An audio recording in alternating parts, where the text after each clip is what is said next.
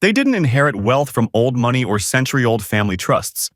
These dynasties built empires from absolute zero, turning vision into billion-dollar businesses that changed industries forever.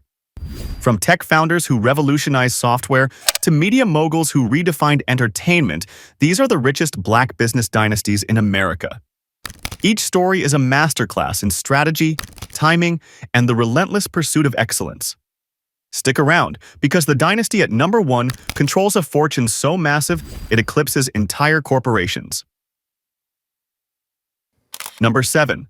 The Gordy Dynasty of Motown. If you've ever heard a Motown song, danced to the Supremes, or sang along with Stevie Wonder, you've experienced the magic of the Gordy business dynasty. Berry Gordy Jr. didn't just create a record label. He built a cultural institution that defined American music for generations and established a business model that changed the entertainment industry forever. His estimated net worth sits at around $400 million, but the Gordy family's influence extends far beyond any financial figure. Today, Berry Gordy lives like the legend he is. He owns a sprawling estate in Bel Air, California, travels in style, and remains a respected figure in entertainment circles.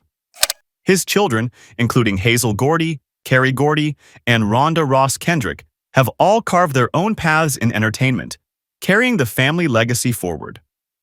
Rhonda, the daughter of Barry and Diana Ross, is a successful actress and singer in her own right, performing internationally and maintaining the Gordy name in the spotlight. But it all started when Barry borrowed $800 from his family in 1959 to launch Motown Records in Detroit, Michigan. At the time, the music industry was segregated, with black artists often relegated to separate charts and denied mainstream opportunities. Barry saw past those barriers. He envisioned a sound that could cross racial lines and bring black music into every American home. He called it the sound of young America, and he was determined to make it a reality. Motown became a phenomenon. Barry signed and developed talent like Diana Ross and the Supremes, Marvin Gaye, The Temptations, Smokey Robinson, The Four Tops, and the Jackson 5. But he didn't just produce hit records. He created a factory system where songwriters, producers, and artists worked together in an assembly line process to craft perfect pop songs. The famous Funk Brothers house band recorded on countless hits, while the Motown quality control meetings ensured only the best songs made it to release. The Motown sound dominated the charts throughout the 1960s and 70s, selling millions of records and generating massive revenue that transformed Detroit's economy. But Barry's genius wasn't just musical. It was financial and strategic. He retained ownership of his master recordings, controlled publishing rights through Joe Bet Music, and built a vertically integrated business model that kept profits in-house. He owned the studio, the pressing plant, the distribution network, and even artist management. Every dollar that Motown generated stayed within the company, building wealth that would last for generations. When he sold Motown Records to MCA and Boston Ventures in 1988 for $61 million, he walked away with a fortune while retaining ownership of Joe Bet Music Publishing, which continues to generate royalties from thousands of classic songs. What makes the Gordy dynasty significant is their cultural and business impact. Motown didn't just make money. It changed how America listened to music and broke down racial barriers on radio and television. Berry Gordy proved that black artists could achieve massive mainstream success without compromising their identity, and his business model became the blueprint for every independent record label that followed. Artists like Jay-Z, Diddy, and countless others studied the Motown model when building their own empires. The Gordy dynasty showed that ownership, control, and quality could create generational wealth in the entertainment industry. And while the Gordys ruled the music industry with hits and business savvy, the next dynasty conquered an entirely different world by turning an underserved market into a billion-dollar media empire. Number 6. The Johnson Dynasty of BET. When Robert L. Johnson launched Black Entertainment Television in 1980, most people thought he was crazy. A cable network dedicated to black audiences? In an era when black representation on television was nearly non-existent. Advertisers were skeptical, cable operators were hesitant, and even some in the black community questioned whether the market could support such a venture. But Robert saw what others couldn't. He saw an underserved market hungry for content that reflected their lives, their culture, and their experiences. Today, his net worth stands at approximately $1.5 billion, making him one of the wealthiest Black Americans in history and the architect of one of the most successful media dynasties in the country. Robert Johnson's lifestyle today reflects absolute success. He owns a sprawling estate in Florida, plays golf at exclusive country clubs, and is a part owner of multiple businesses including investments in hotels and financial services. His ex-wife, Sheila Johnson, is also a billionaire in her own right with a net worth estimated at around $800 million. She owns Salamander Hotels and Resorts, a luxury hotel company, and is the first Black female billionaire in America. Together, even after their divorce, they represent one of the most successful business partnerships in Black American history, building wealth that extends across multiple industries. But it all started when Robert convinced cable operators to carry BET with a simple but powerful pitch. He argued that Black viewers represented a significant and completely untapped market that advertisers were ignoring. With just $15,000 in personal savings and a $500,000 loan, he launched BET from his living room in Washington, D.C. The network started small, airing just 2 hours of programming per week, initially showing music videos and reruns of classic Black sitcoms. But Robert was patient, strategic, and absolutely relentless in his vision. BET grew rapidly throughout the 1980s and 1990s, becoming the go-to network for Black music, news, and entertainment. Music video shows like Video Soul and Rap City became cultural touchstones, launching the careers of countless hip-hop and R&B artists and giving voice to a generation. BET's programming shaped how young Black America consumed media, and advertisers finally started paying attention to the purchasing power of Black consumers. By the late 1990s, BET was generating over $200 million in annual revenue and had become an essential part of cable packages across the country. In 2000, Robert made the deal that would change his life forever and cement his place in business history. He sold BET to Viacom for an astonishing $3 billion, becoming the first Black billionaire in American history. It was a watershed moment that reverberated throughout the business world, proving that Black entrepreneurs could build billion-dollar companies and cash out on their own terms. The sale made headlines not just in business publications but in mainstream media, symbolizing a breakthrough moment for Black wealth creation in America. Robert used his newfound wealth to invest in hotels through RLJ Lodging Trust, private equity, and sports franchises, diversifying his portfolio and securing generational wealth for his family. What makes the Johnson Dynasty significant is their pioneering spirit and business acumen. Robert didn't wait for permission or for someone else to create opportunities. He built his own platform, proved the business case for Black-targeted media, and paved the way for networks like OWN, TV One, Bounce TV, and countless digital platforms that followed. His success showed that Black consumers represented a market worth billions of dollars, and that Black entrepreneurs had the vision, talent, and strategic thinking to capture it. The Johnson Dynasty proved that identifying underserved markets and executing with discipline could create extraordinary wealth. And while Robert Johnson built a media empire that changed television, the next dynasty took on the fashion and beauty industry, turning culture into commerce in a way no one had seen before. Number 5. The Simmons Dash Dynasty of Hip-Hop Business. When Russell Simmons and Damon Dash emerged in the late 1980s and early 1990s, they didn't just promote hip-hop culture. They monetized it, packaging it, and selling it to mainstream America in ways that built massive fortunes. Russell Simmons, the co-founder of Def Jam Recordings, is estimated to be worth around $200 million, while Damon Dash, who co-founded Rockefeller Records with Jay-Z and Kareem Biggs Burke, built a fortune estimated at over $50 million at his peak. Together, they represent a dynasty that proved hip-hop could be more than music. It could be a complete lifestyle brand worth billions. Russell Simmons today lives a life that reflects decades of smart business moves and strategic exits. He owns properties in Los Angeles and maintains a lifestyle that blends spirituality with success. His daughters, Ming Lee and Aoki Lee Simmons, have carved their own paths in fashion and modeling, building personal brands that carry the Simmons name into the next generation.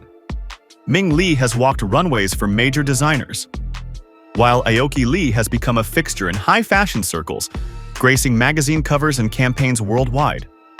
But it all started when Russell and his partner Rick Rubin launched Def Jam Recordings in 1984 from a college dorm room at New York University. They had no money, no industry connections, and no guarantee of success. What they did have was an ear for talent and a belief that hip-hop could become more than just street music. It could become a cultural movement that would reshape American entertainment. They signed artists like LL Cool J, Run DMC, the Beastie Boys, and Public Enemy, turning underground artists into global superstars. Def Jam became a money-printing machine, generating hundreds of millions in revenue and establishing Russell as one of the most influential figures in entertainment. But Russell didn't stop at music. He understood that hip-hop was a lifestyle, not just a sound. He expanded into fashion with Fat Farm, a clothing line that became a staple of urban style in the 1990s and early 2000s. The brand sold in major department stores like Macy's and Nordstrom, raked in millions annually, and proved that hip-hop culture could dominate the fashion world. He later sold Fat Farm for over $140 million in 2004, cementing his status as a businessman who understood how to monetize culture across multiple industries. Damon Dash took a similar approach when he co-founded Rockefeller Records with Jay-Z in 1995. They launched not just a record label but a complete brand that included Rocawear clothing, which at its peak generated over $700 million in annual revenue. Damon understood that hip-hop fans didn't just want to listen to the music. They wanted to dress like their favorite artists, live the lifestyle, and be part of the culture. Rocawear became one of the most successful urban fashion brands in history, selling in stores nationwide and expanding internationally. What makes the Simmons-Dash dynasty significant is their ability to see opportunities where others saw obstacles. They didn't just promote artists or sell records. They built business models that turned hip-hop culture into a billion-dollar industry spanning music, fashion, film, and lifestyle brands. Their influence shaped how every subsequent generation of hip-hop entrepreneurs approached business. Artists like Diddy, Dr. Dre, and countless others studied the Simmons and Dash playbook when building their own empires. The dynasty proved that culture could be currency, and that Black entrepreneurs who understood their community could build extraordinary wealth by serving it. And while Simmons and Dash turned hip-hop into a business empire, the next dynasty took on Hollywood itself, proving that Black creators could own their content and build billion-dollar studios. Number 4. The Perry Dynasty of Tyler Perry Studios. When Tyler Perry walks into a room, he doesn't just bring star power, he brings empire energy. With an estimated net worth of $1 billion, Tyler Perry is one of the wealthiest entertainers in America, and his business dynasty sits at the center of a media and entertainment empire that he built from absolute scratch with complete creative and financial control. Today, Tyler owns Tyler Perry Studios in Atlanta, a 330-acre production facility that rivals major Hollywood studios. It's the largest production studio in the United States owned by a single individual, and it sits on land that was once a Confederate Army base. That symbolism isn't lost on anyone who understands the journey Tyler took to get there. Tyler's lifestyle reflects his success and his values. He owns a sprawling 35,000-square-foot mansion in Beverly Hills, purchased for $15 million, and a private island in the Bahamas, where he retreats for peace and privacy. He flies on a private Gulfstream jet customized to his exact specifications, and his personal art collection includes works worth millions. But behind all that luxury is a story of struggle, homelessness, rejection, and relentless determination that makes his success even more remarkable. It all started when Tyler Perry was homeless in Atlanta in the early 1990s, living out of his car and writing plays in his spare time while working odd jobs to survive. He had a vision for stories that spoke directly to Black audiences, particularly Black women, who he felt were underserved and misrepresented in mainstream entertainment. He scraped together every dollar he had to produce his first play, I Know I've Been Changed, in 1998. The play flopped completely. He lost everything and found himself back at square one. But Tyler didn't quit. He kept writing, kept producing, and kept believing in his vision, even when everyone around him said it was impossible. His breakthrough came with Diary of a Mad Black Woman in 2005, a stage play that became a cultural phenomenon in the black theater circuit. The play sold out theaters across the country, and Tyler turned it into a film that grossed over $50 million on a tiny $5 million budget. That success launched a film franchise featuring the character Medea, Tyler's most famous creation, and Tyler became one of the most prolific writer-director-producers in Hollywood. He churned out films, television shows, and stage plays at a pace that stunned the industry, often writing, directing, producing, and starring in his own projects simultaneously. But Tyler's real genius was in ownership and control. Unlike most black creators in Hollywood who worked for studios and networks, Tyler retained complete control of his content. He owned his masters, controlled distribution deals, negotiated back-end points, and built his own studio so he wouldn't have to rely on anyone else's facilities or approval. When he sold his library to streaming platforms, he negotiated deals that kept him in control while generating hundreds of millions in revenue. His partnership with Oprah Winfrey and OWN Network generated billions in revenue through shows like The Haves and the Have-Nots and If Loving You Is Wrong, which became some of the highest-rated programs on cable television. In 2019, Tyler achieved another historic milestone when he officially opened Tyler Perry Studios on the former Fort McPherson Army Base in Atlanta. The studio features 12 sound stages, each named after influential black entertainers like Oprah Winfrey, Denzel Washington, and Cicely Tyson. The facility is completely self-contained, with wardrobe departments, construction shops, and every resource needed to produce content without leaving the property. Tyler's ownership of this facility means he controls every aspect of production, keeping costs down and profits up in ways that traditional Hollywood studios cannot match. What makes the Perry dynasty significant is the blueprint Tyler created for black creators and entrepreneurs. He proved that you don't need Hollywood's approval, studio backing, or traditional gatekeepers to build wealth. You need vision, ownership, discipline, and the courage to bet on yourself even when the entire industry tells you no. His success has inspired a generation of black filmmakers, producers, and writers to take control of their own narratives and build their own empires. Tyler Perry didn't just get rich. He changed the game and showed that complete ownership is the path to generational wealth. And while Tyler built a billion-dollar empire from entertainment and ownership, the next dynasty took on an entirely different challenge by revolutionizing the tech and finance industry with a business model that generated billions. Number 3. The Smith Dynasty of Vista Equity Partners. Robert F. Smith doesn't chase headlines or red carpets. He builds software empires. As the founder and chairman of Vista Equity Partners, Robert has quietly built one of the most successful private equity firms in the world, specializing in enterprise software and technology companies. His estimated net worth sits at approximately $9 billion, making him not just the richest black person in America, but one of the wealthiest individuals in the entire country regardless of race.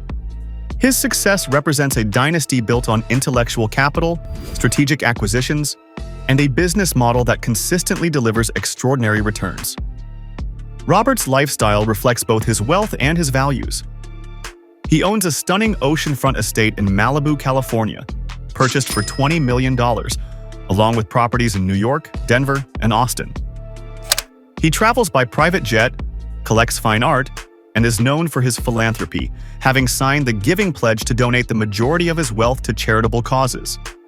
In 2019, Robert made headlines when he announced at the Morehouse College commencement that he would pay off the student loan debt of the entire graduating class, a $40 million gift that stunned the nation and changed hundreds of lives instantly. But it all started when Robert, a chemical engineer by training, earned his MBA from Columbia Business School and spent years working in investment banking and private equity. In 2000, he founded Vista Equity Partners with a clear strategy: focus exclusively on enterprise software companies that serve businesses rather than consumers. While other firms chased trendy consumer apps and flashy startups, Robert focused on the less glamorous but incredibly profitable world of business software. Companies that provide customer relationship management systems, human resources platforms, data analytics tools, and infrastructure software that enterprises depend on to operate. Vista's strategy was brilliant in its simplicity and execution. Robert and his team identified software companies with strong recurring revenue models, predictable cash flows, and dominant positions in niche markets. They acquired these companies, often at reasonable valuations because other investors overlooked the enterprise software space. Then they applied operational improvements, implemented best practices, and scaled the businesses aggressively. The results were extraordinary. Vista Equity Partners has consistently delivered returns that exceed industry averages, with some funds generating internal rates of return above 30%, a remarkable achievement in private equity. Over the past 2 decades, Vista has invested in and acquired more than 90 software companies with a combined value exceeding $100 billion. The portfolio includes household names in the business world like Marketo, Jamf, Pluralsight, and Ping Identity. These aren't consumer brands that most people recognize, but they're the backbone of how modern businesses operate. Every time a company sends marketing emails, manages employee schedules, trains workers online, or secures digital identities, there's a good chance they're using software from a Vista portfolio company. Robert's genius lies not just in identifying great companies, but in improving them systematically. Vista developed a proprietary operating system called the Vista Best Practices Methodology, which standardizes how portfolio companies manage sales, marketing, customer success, and product development. This playbook has been refined over hundreds of implementations, and it consistently drives revenue growth and margin expansion. When Vista acquires a company, existing management knows exactly what operational improvements will be implemented, creating a repeatable formula for value creation that few other firms can match. What makes the Smith dynasty particularly significant is how Robert broke into an industry that historically excluded Black executives and investors. Private equity and venture capital have been among the least diverse corners of finance, with Black fund managers controlling less than 2% of total assets under management. Robert didn't just join that world. He conquered it, building a firm that manages over $100 billion in assets and consistently outperforms competitors. His success has opened doors for other Black investors and entrepreneurs in technology and finance, proving that excellence and execution matter more than background or connections. The Smith dynasty also represents a different model of wealth creation. Unlike entertainment or sports, where fortunes are often tied to personal brand and performance, Robert built wealth through systematic value creation, operational excellence, and long-term strategic thinking. His success shows that Black entrepreneurs can compete and win in any industry, including the most sophisticated and capital-intensive sectors of the economy.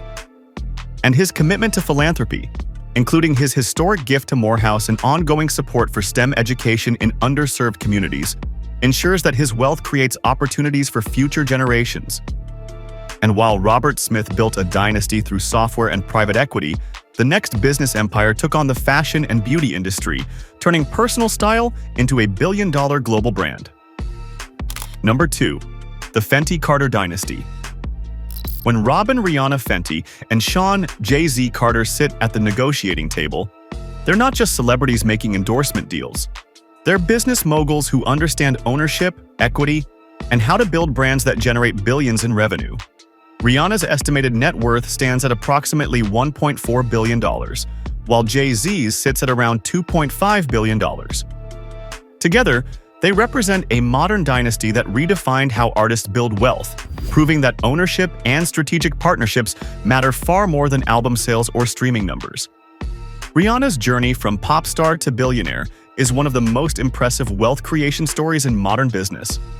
Today, she splits her time between Los Angeles, London, and Barbados. Living in luxury that includes a $13 million mansion in Beverly Hills and a wardrobe that routinely makes fashion headlines. But what's remarkable isn't the lifestyle. It's how she built the wealth to afford it. Unlike most musicians who depend on touring and record sales, Rihanna built her fortune through strategic business ventures that she owns and controls. It all started when Rihanna launched Fenty Beauty in September 2017 in partnership with luxury goods conglomerate LVMH. The brand was revolutionary from day one, offering 40 foundation shades at launch when most brands offered a fraction of that range. The message was clear: beauty products should work for everyone, not just a narrow demographic. The response was overwhelming. Fenty Beauty generated over $550 million in revenue in its first full year, making it one of the most successful beauty launches in history. Rihanna owns a significant equity stake in the brand, and that ownership is the primary source of her billionaire status. But Rihanna didn't stop there. She launched Savage X Fenty, a lingerie line that challenged Victoria's Secret's dominance by celebrating body diversity and inclusivity. The brand grew rapidly, generating hundreds of millions in annual revenue and raising over $300 million in funding at a $1 billion valuation. She also partnered with LVMH to launch a luxury fashion house called Fenty Maison, making her the first Black woman to lead a luxury fashion brand under LVMH. While that venture was eventually paused, it represented another historic achievement in an industry that has historically excluded Black designers from its highest levels. What makes Rihanna's success particularly significant is the ownership structure she negotiated. Unlike celebrity endorsement deals where stars get paid a flat fee or small royalty percentage, Rihanna secured meaningful equity stakes in her ventures. That means she benefits directly from the growth and success of these brands, building generational wealth rather than just collecting paychecks.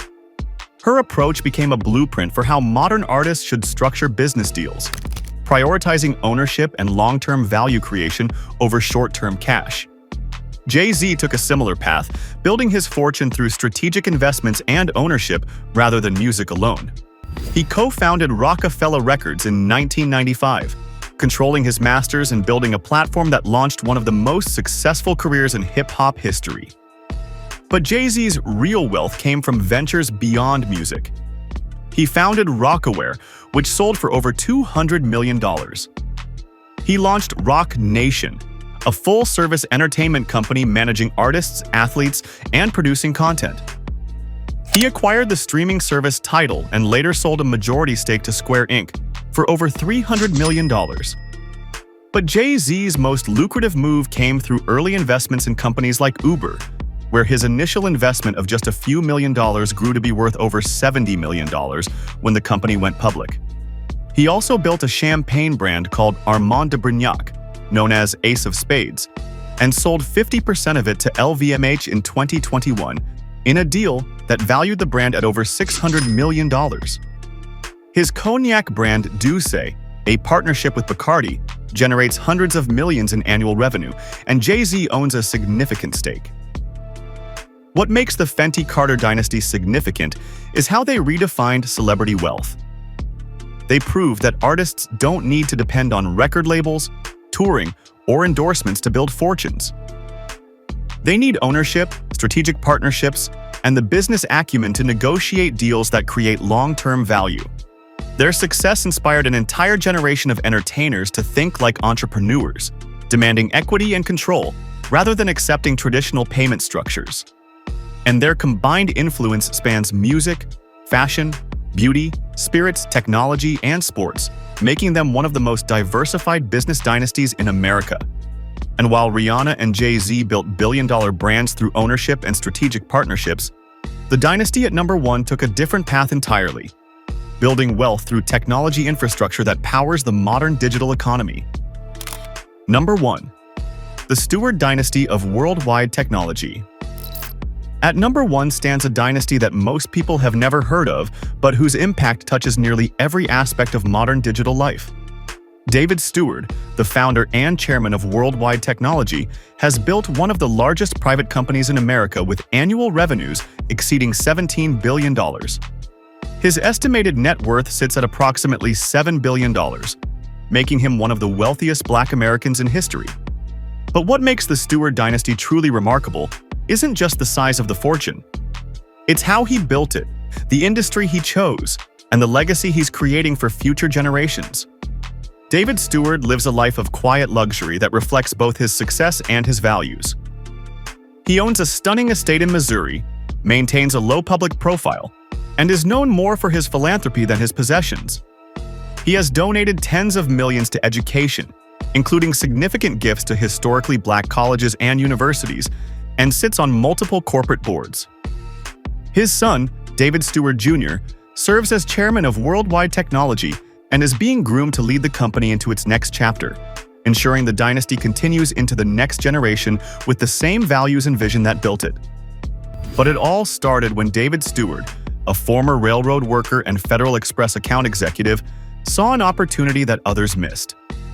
In 1990, he founded Worldwide Technology as a small technology reseller operating out of a small office in St. Louis, Missouri.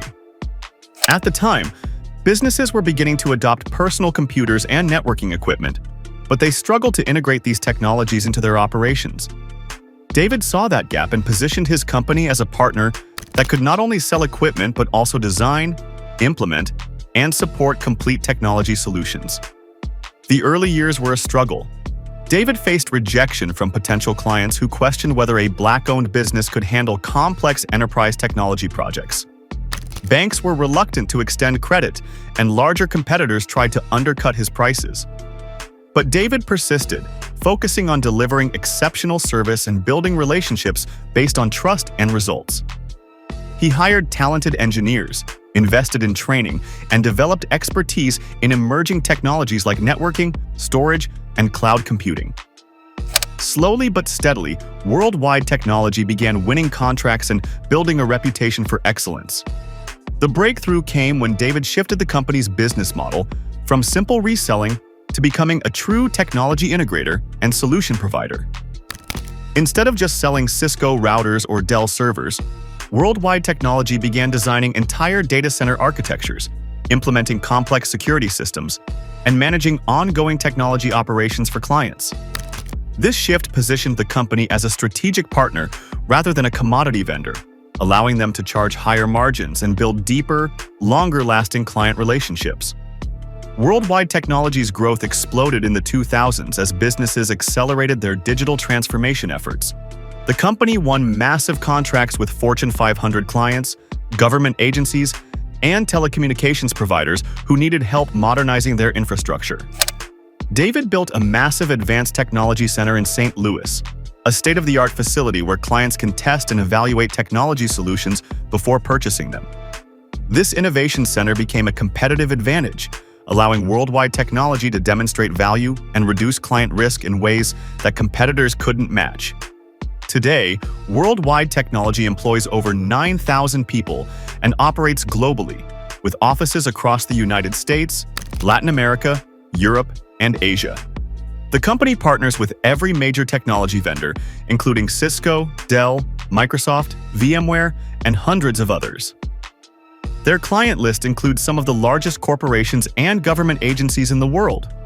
Organizations that trust Worldwide Technology to design and manage mission-critical technology infrastructure.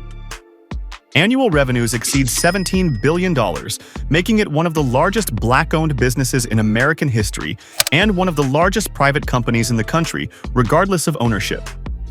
What makes the Steward dynasty significant is the industry they conquered and the barriers they broke.